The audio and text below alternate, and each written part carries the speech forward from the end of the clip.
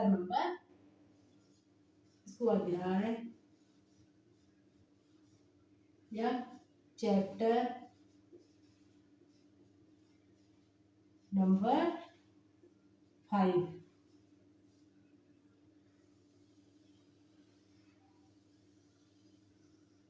वस्तुओं का समूह वाला, जैसे हम कल बना लिए, घरों में क्या क्या वस्तु यूज होती हैं, बाहर क्या वस्तु यूज होती हैं, फलों में क्या क्या होता है, अनाज में क्या क्या होता है, ये सब जान, वस्तु विविधता, फल विविधता, अनाज विविधता, खाद्य विविधता, ये सब जान गए। आज हम पदार्थों का पृथक्करण कैसे करेंगे।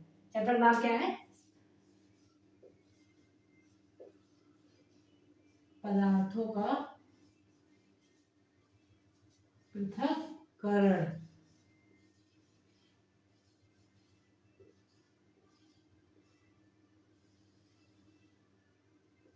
पदार्थों का पृथक्करण। पृथक्करण मतलब पदार्थ से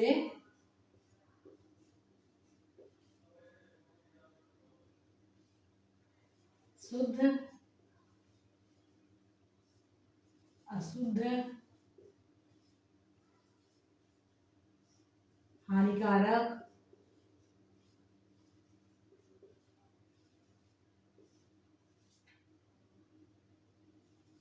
अनुपयोगी,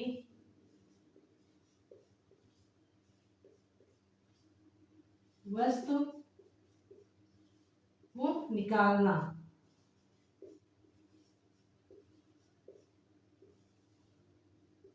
वस्तु का पृथक यही है, पदार्थ से शुद्ध, शुद्ध जो पदार्थ है, और जो पदार्थ में अशुद्धियां हानिकारक है, अनुपयोगी वस्तु, उसको निकालना। क्या बोलेंगे उसको? पदार्थ का पृथक्करण। अब इसको उदाहरण देखते हैं, उदाहरण देखो।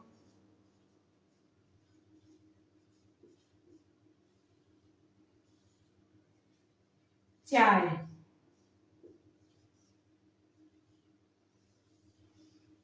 चाय, चाय डेली सुबह सुबह हम लोग पीते हैं ना चाय। चाय में क्या क्या होता है? दूध, पानी या जल, प्लस चाय पत्ती।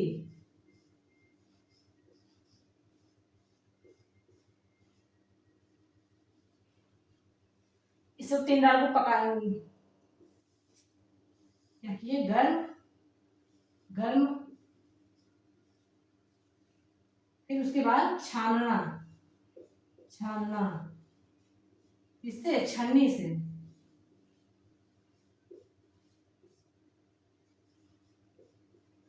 चाय पत्ती को बाहर निकालना।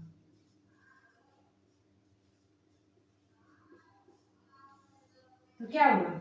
एक पृथक्करण नहीं, चाय से क्या चाय पत्ती खाते हैं, देखा, जब चाय पत्ती चाय बन गई, उसके बाद छन्नी से उसको निकालते हैं, छन्नी से तब जाके हमें चाय मिलता है। तो ये क्या हुआ? अशुद्धि पदार्थ नहीं हुआ। चाय पत्ती क्या है?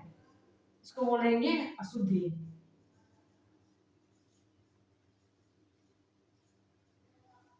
ठीक। अब नंबर 2 पे देखो, चावल बीनना।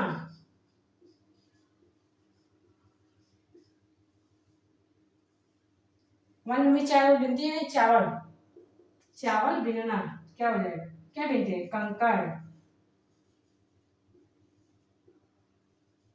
कंकड़ आदि। नंबर 3,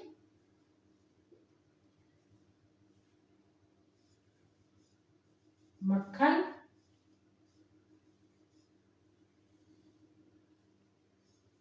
मथना।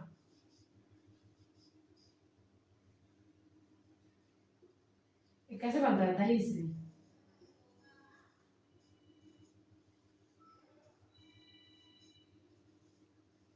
मक्खन कैसे बनता है? दही से। दही से बनता है ना, लेकिन क्या निकलता है दही से? मट्ठा, मट्ठा, फिर क्या बोले? छाछ, छाछ। ठीक। तो उदाहरण क्या है? पदार्थ से शुद्ध अशुद्ध पदार्थों को अलग करना ही क्या है? पदार्थों का पृथक्करण। अब इसको देखते हैं, पदार्थों को पृथक करने में क्या क्या यूज होता है, कौन कौन से विधि को हम यूज करते हैं। चलो आज हम देखते हैं इसको। बिंदु। तो पदार्थों को पृथक्करण कौन सी विधि? हस्त चयन। नंबर 2 पे थ्रेसिंग।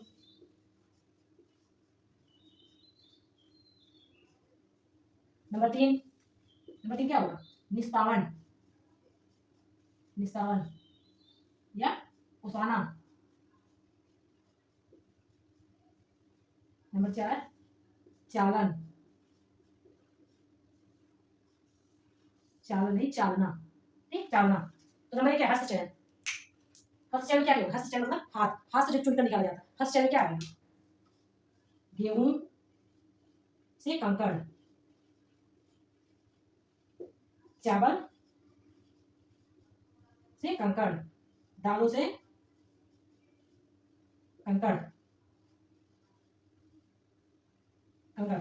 हस्त चयन भी हम वही यूज करते हैं जहाँ कम मात्रा में। हस्त चयन में चावल कितना मिलेगा? हम लोग ज्यादा चावल मतलब 10 लोग हैं, उसके लिए कितना? लगभग आधा किलो चावल लगेगा। तो आधा किलो चावल को बीनने में ज्यादा समय नहीं लगेगा, इसलिए हम हस्त चयन का प्रयोग करते हैं। गेहूं से कंकड़ बीनना ज्यादा नहीं होता, थोड़ा होता नहीं। देखिए मम्मी रोज, हमारी मम्मी डेली सुबह चावल को बीनती है। कोई कोई ज्यादा बीन कर रख लेती है हफ्ते के लिए, हफ्ते को बीन कर एक डब्बे में रख लेंगी, उसको डालेंगे, धीरे धीरे खत्म हो जाएगा, फिर से बीनना स्टार्ट कर देंगे। तो हस्त चयन में गेहूं से कंकड़, चावल से कंकड़, दालों से कंकड़ को निकालना हस्त चयन विधि है। रातों से पृथक करना, इसका क्या है? कंकड़ क्या है? शुद्धि। अब थ्रेसिंग। थ्रेसिंग क्या होता है? खेतों की खड़ी फसल से अनाजों को निकालना। अनाजों को डंठल से अलग करना। ठीक, खेतों की जो खड़े गेहूं की देखे ना, गेहूं की लोग क्या करते हैं? गेहूं को खेतों की खड़ी फसल से अनाजों को डंठल से अलग करना क्या हुआ? गेहूं की कर्तन या दवाई। इसको क्या बोलते हैं? दवाई नहीं, दवाई, दवाना। ये तो तब क्या होगा? खड़ी फसल है जो गेहूं, हर मशीन, हम मशीनों से एक ऐसी मशीन आती है जिससे बड़े बड़े डंठलों को उसमें मशीन में डालते हैं, उसके बाद हमारा साफ गेहूं वाला भूसा अलग होता है। इससे क्या होगा? गेहूं और भूसा अलग अलग। भूसा क्या हो गया? गाय के लिए, एक हम लोग मनुष्य। थ्रेसिंग मशीन, उसमें निशान ओसाना। निशान जानते हो? ऐसे हम यहाँ पे खड़े हुए हैं, थोड़ा सा सामान लेकर, थोड़ा सा मतलब तसले में लेकर थोड़ा सा ऐसे ऐसे करते हैं, ऐसे ऐसे।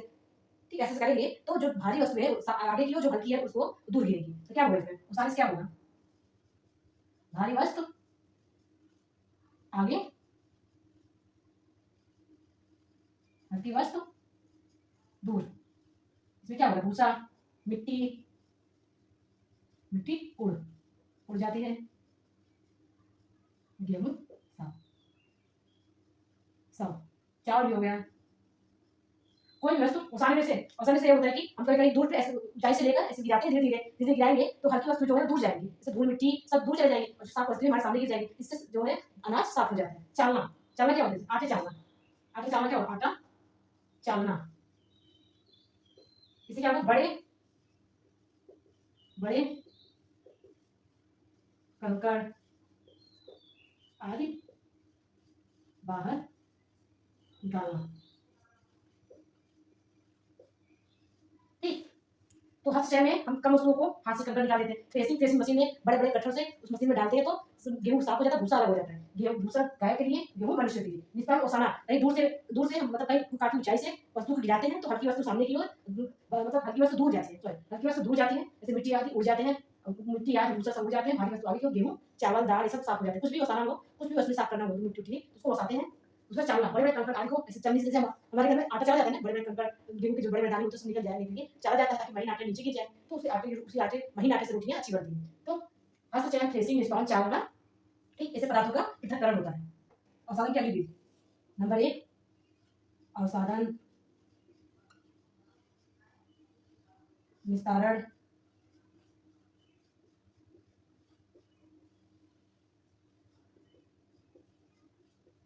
निस्यंदन,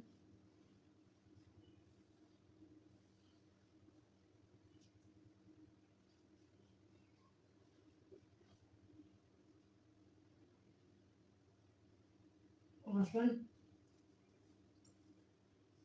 नंबर 4 संघनन। ठीक, अब देखें कुछ अपसारण के द्वारा, कुछ निस्तारण के द्वारा, कुछ निस्यंदन के द्वारा, कुछ वाष्पन के द्वारा, कुछ संघनन के द्वारा तो पदार्थों को पृथक्करण किया जाता है। अवसादन, सबसे पहले इसका यही उदाहरण है कि अवसादन। देखो चावल का धोना, ऐसे लोग चावल रोज बीनते हैं तो रोज धोते भी तो है, धोकर डालते हैं चावल को। चावल को डालने या पकाने, डालने का सबसे अच्छा शब्द है पकाने, पूर्व धोना, पकाने से पूर्व धोना, धोना, धोने के बाद चावल का नीचे बैठना। ठीक, जब चावल ये थोड़ा सा उसमें पानी डाले तो चावल भारी है ना, तो नीचे बैठ जाएगा। उसी जो नीचे बैठने की प्रक्रिया है, नीचे बैठने के प्रक्रम को, नीचे बैठने प्रक्रम को क्या कहते हैं? अवसादन। सब क्या बोलते हैं? अवसादन। ठीक, तो चावल नीचे बैठता है, बस उस भारी वस्तु कारण नीचे बैठ गया, तो उसी को ही अवसादन बोलते हैं। निस्तारण, बस यही है, पानी धुले, अवसादन, अवसादन के पानी के बाद पानी को बिना हिलाए बाहर निकालना क्या है? निस्तारण। ठीक, ठीक, चावल में डाले, चावल हल्का भारी है तो नीचे बैठ जाए, अवसादन हो गया। तो जो पानी जो उसके ऊपर है, पानी हल्का होता है, पानी जो उसके ऊपर है, देखो थोड़ा सा मिट्टी उठी होती है, उसी को बाहर निकाल देते हैं, क्या बोलते हैं? निस्तारण। उसकी सफाई हो गई तो हल्के मिट्टी के कारण कुछ अशुद्धियां जो ऊपर आती है उसको जो बाहर निकालते हैं उसको क्या बोलते हैं? निस्तारण। ठीक, इसी निस्तारण का उदाहरण क्या हो जाएगा? यहाँ चावल को पकाने से पहले धोना, चावल धोना एग्जाम्पल है, उदाहरण। निस्तारण में और उदाहरण है जैसे तेल और पानी, तेल और पानी को मिलाओ, तेल हल्का है ऊपर आ जाएगा, पानी नीचे, यहाँ पानी क्या हो जाएगा? पानी अवसादन हो जाएगा, तेल क्या हो जाएगा? तेल निस्तारण हो जाएगा। उसको हिलाओ, तेल और पानी हिलाओ, मिल जाएगा। हल्का उसको हिलाने बिना हिलाए जब निकाल देंगे, देखिए तेल बाहर आ जाता है, थोड़ा सा बचा बचा रहेगा, कम से कम 80% तेल बाहर आ जाएगा और तेल और पानी अलग हो जाएगा। तेल और पानी को अलग करना भी क्या है? निस्तारण की प्रक्रिया है। निस्यंदन, निस्यंदन देखो, निस्यंदन क्या है? अत्यंत अत्यंत सूक्ष्म कणों को बाहर निकालना। इसका उदाहरण देखो, अत्यंत सूक्ष्म, सबसे जो छोटे छोटे कण हैं उनको निकालना। जैसे पंकिल जल, मतलब मटमैला जल, मटमैला जल, मटमैला जल लो। ठीक, उसको उसके बाद कुछ समय बाद छन्नी से छान, तब भी कुछ अशुद्धि जल में बचा। ठीक, इसको क्या करेंगे? फिल्टर पेपर, फिल्टर पेपर से छान। इसी प्रक्रिया क्या बोलते हैं? निस्यंदन।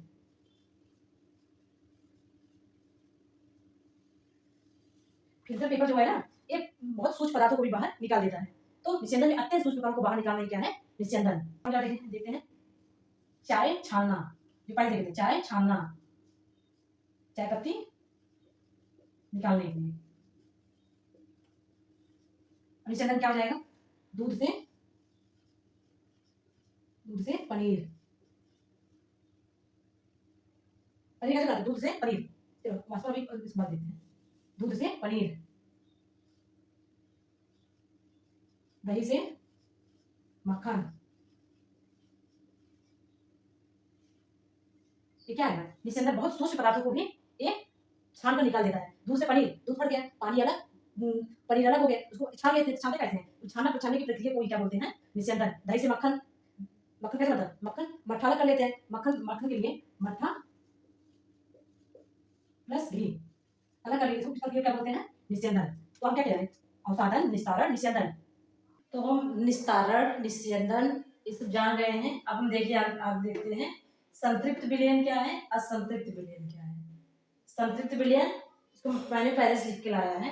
संतृप्त विलयन है वैसा विलयन जिसमें पदार्थ घोलने की सीमा समाप्त, मतलब ऐसे द्वारा देखो 1 किलो चीनी में और 5 लीटर पानी, 5 लीटर पानी में 1 किलो चीनी बहुत हम अच्छे से घोल सकते हैं, पर 10 किलो चीनी वही 5 लीटर घोलने में हमें कठिनाई होगी, जल्दी घुलेगा नहीं, आधा घुल जाएगा, कुछ चीनी तली में बैठा हुआ रहेगा, तली में बैठा रहेगा तो क्योंकि इसलिए बैठा रहेगा क्योंकि संतृप्त अवस्था उसकी आ गई, उसमें अब घोलने की क्षमता नहीं है।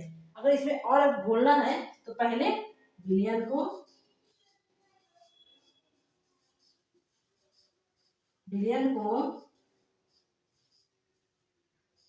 गर्म करने पर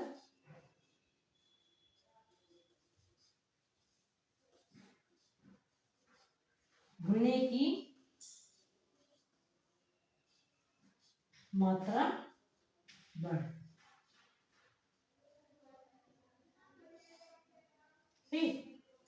अगर इसको अब और घोलना है तो पहले विलयन को गर्म करो, विलयन को जब गर्म करेंगे तो चीनी उसमें आसानी से घुल जाएगी, पर उतना ही घुलेगी जितनी उतनी शक्ति है, उससे ज्यादा कि अगर क्या पूरा घुल जाए तो नहीं घुलेगा, तो विलयन को गर्म करने पर उसमें घुलने की शक्ति और बढ़ जाती है। असंतृप्त विलयन देखिए पदार्थ घुलने की और अधिक संभावना, 1 किलो चीनी 5 लीटर पानी हो गया, फिर 2 किलो चीनी 5 लीटर जल में, इसमें अभी अभी 3 लीटर भी घोल सकते हैं, 4 लीटर भी घोल, 4 किलो चीनी भी घोल सकते हैं, तो इसमें जो और घोलने की मात्रा संभावना है, जो और चीनी घोलने की संभावना है उसे क्या बोलेंगे, असंतृप्त विलयन, ठीक। इसमें देखो उदाहरण के लिए क्या हो जाएगा, असंतृप्त विलयन में देखो क्या हो जाएगा, शरबत, नींबू का शरबत,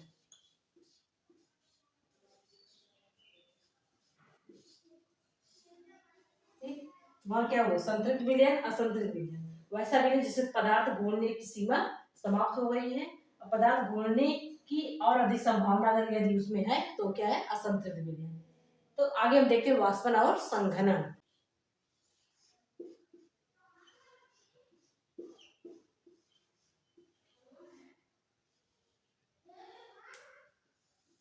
संघनन,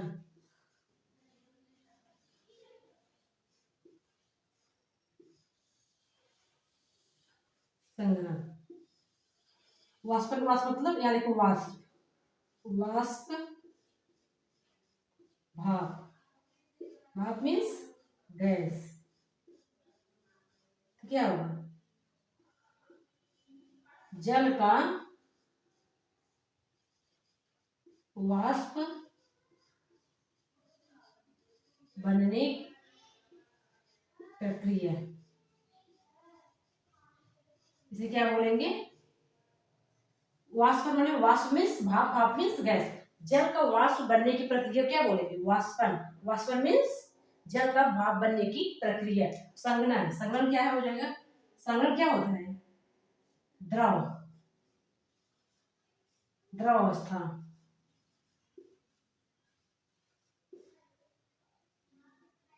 तो ये क्या है, जल वाष्प या भाप का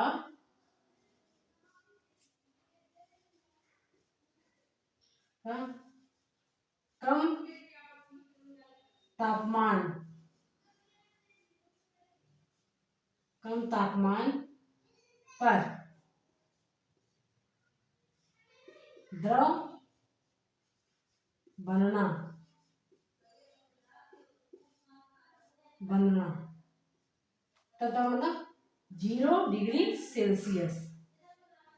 यहाँ पर जल का वाष्प बनने की प्रक्रिया को वाष्पन कहते हैं। कब बनेगा वाष्प, जल को गर्म करने पर, गर्म करने पर,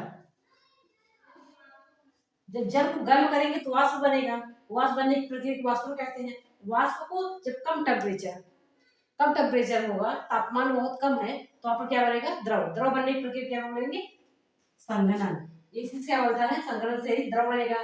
द्रव से क्या बनेंगे, बादल,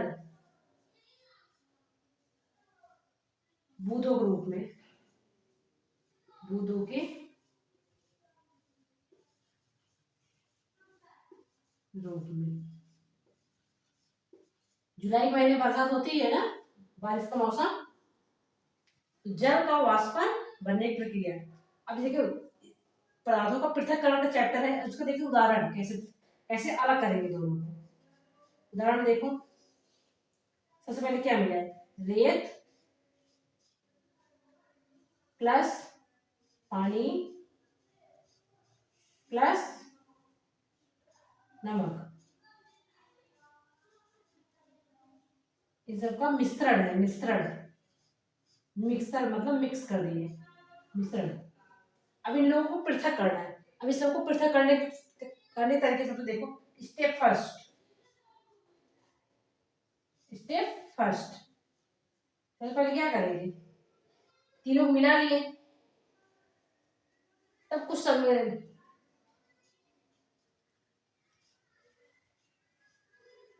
मिलाने बाद छोड़ देते हैं। यहाँ नोट्स बना रहे हो तो जैसे लिखो यहाँ पे, स्टेप फर्स्ट,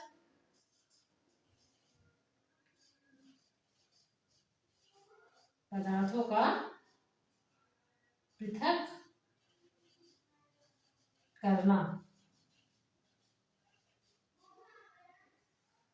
फर्स्ट स्टेप। अब इसमें मिक्सर, मिक्सर जो है मिक्स रेत पानी और रेत पानी और नमक, इसमें नमक है, इस सबको मिक्सर को मिक्स मिलाने के बाद छोड़ देते हैं, तो क्या होगा, रेत तली में बैठ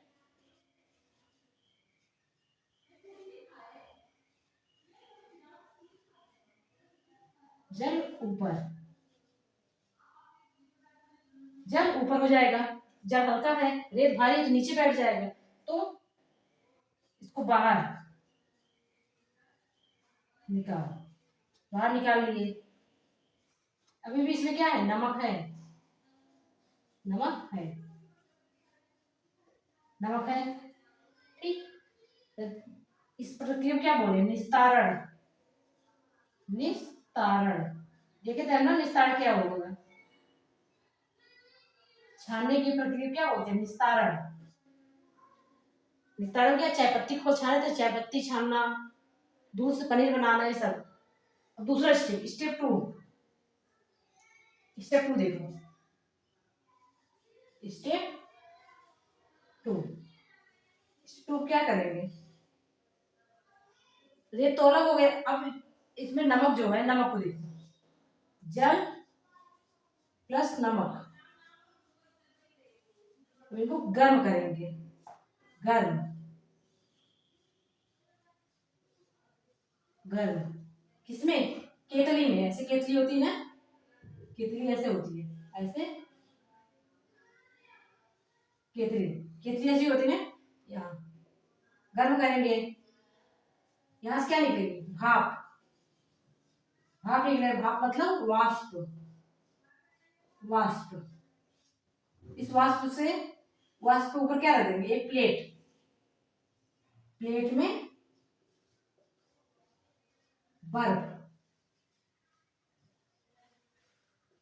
बर्फ, बर्फ क्या हो जाएगा, प्लेट में बर्फ रखेंगे तो यहाँ भाप क्या हो जाएगा, बूंद के रूप में, बूंद के रूप में, इसको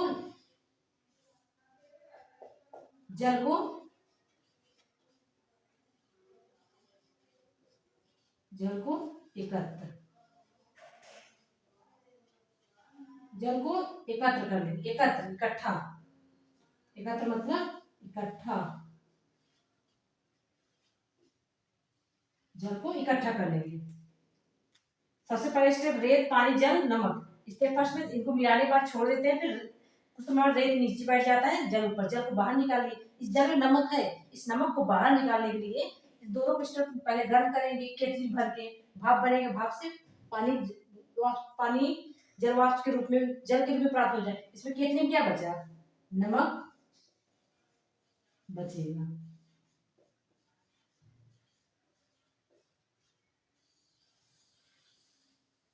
ठीक, तो रेत, पानी, नमक को, रेत, पानी और तीनों में से रेत को निकालने के लिए निस्तारण विधि का प्रयोग करते हैं और नमक को निकालने के लिए हम वाष्पन विधि का प्रयोग करते हैं। इसी वाष्पन विधि से हमें नमक प्राप्त होता है। नमक बनाने की विधि देखते हैं, नमक बनाने की प्रक्रिया। ठीक, पदार्थों का पृथक करना, स्टेप फर्स्ट, मिलाने के बाद छोड़ देते हैं, तेल तली के नीचे, जल ऊपर, नमक बाहर।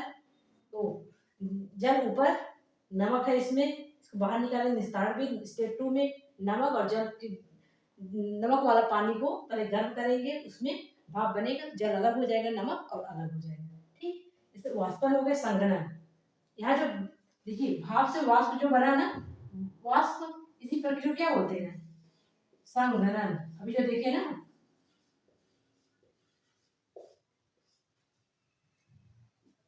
क्या बना? वाष्प बना ना यहाँ पे। वाष्प, वाष्प क्या है? गर्म, गर्म किए ना, गर्म करने पर वाष्प बना, वाष्प से इसको ठंडा, पर क्या ठंडा है, ठंडा करने पर क्या बने? संघनन। गर्म करने पर वाष्प और ठंडा करने पर संघनन। ठीक, वाष्पन अभी देखें, जल को गर्म करने, वाष्प में बदलना।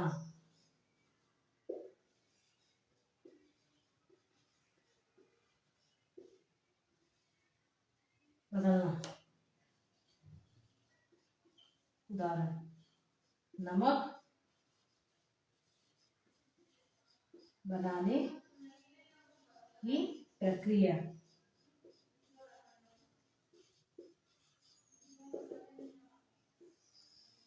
ठीक, हम लिख लिख के समझा ज्यादा रहे, लिख लिख के पढ़ा रहे, इसको लिख लोगे तो समझ में ज्यादा है, क्योंकि लिखना ज्यादा है तो हम बार बार बोर्ड की तरफ ध्यान बहुत ज्यादा है, इसलिए कैमरे की तरफ ध्यान कम दे पा रहे हैं। लेकिन एक बार समझ लोगे तो बोल भी रहे साथ में ना कि नमक बनाने की प्रक्रिया है, जल को गर्म करने की, वाष्प में बदलना, तो मैं बोल भी रही साथ में, समझ मतलब सुन तो रहे ही हो। तो नमक बनाने की प्रक्रिया,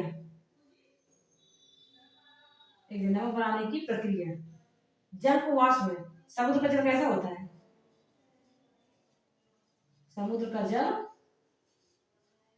खारा, खारा मतलब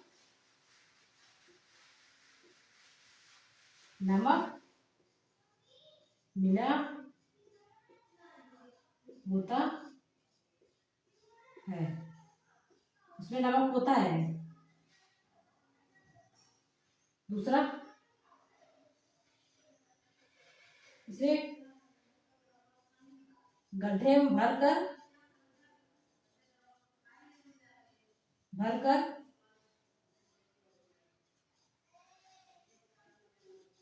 सूर्य की उपस्थिति में गर्म,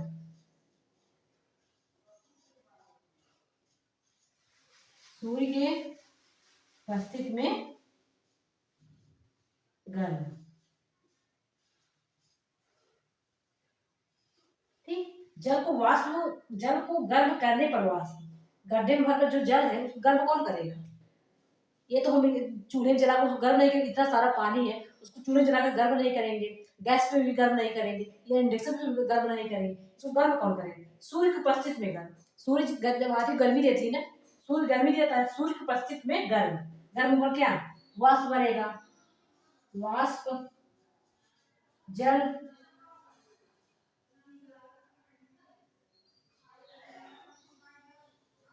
जल के रूप में उड़ उड़ जाता है। तो बचेगा क्या? सूर्य के पश्चिम गर्म, वाष्प के रूप में जल उड़ गया, बचेगा क्या इसमें? इसे थर्ड स्टेप में नमक बचता है।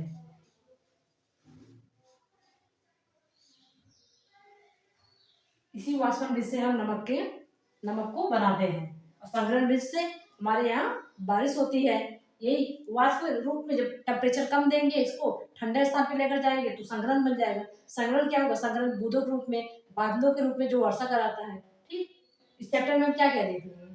पदार्थ पदार्थ क्या क्या होते हैं, पदार्थ पृथक्करण कैसे किया जाता है, हस्त द्वारा, थ्रेसिंग द्वारा, चालन द्वारा, निस्यंदन द्वारा, निस्तारण द्वारा। तो आगे एक और चीज हम भूल गए, उसको देखिए, चुंबकीकरण द्वारा भी पदार्थों को पृथक्करण किया जाता है। तो ये सब लिखिए, वाष्पन, चुंबक की पृथक्करण,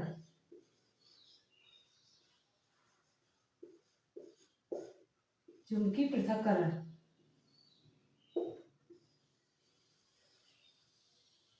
इस चीज का प्रयोग हम ज्यादातर क्या करते हैं? लोहे, जैसे लोहे, तब लोहे को अनाज प्लस इसको, तो लोहे से चिपक जाएगा, अनाज से बाहर निकाल देंगे, अनाज शुद्ध हो जाएगा। ये हमारा क्या है? चुंबकीय पृथक्करण। ठीक, चुंबकीय पृथक्करण ये। तो ये चैप्टर पूरा अच्छी तरह से कंप्लीट हो गया। अगला चैप्टर हम देखेंगे हमारे आसपास की वस्तुएं। ठीक, तो चैनल को सब्सक्राइब करो भाई।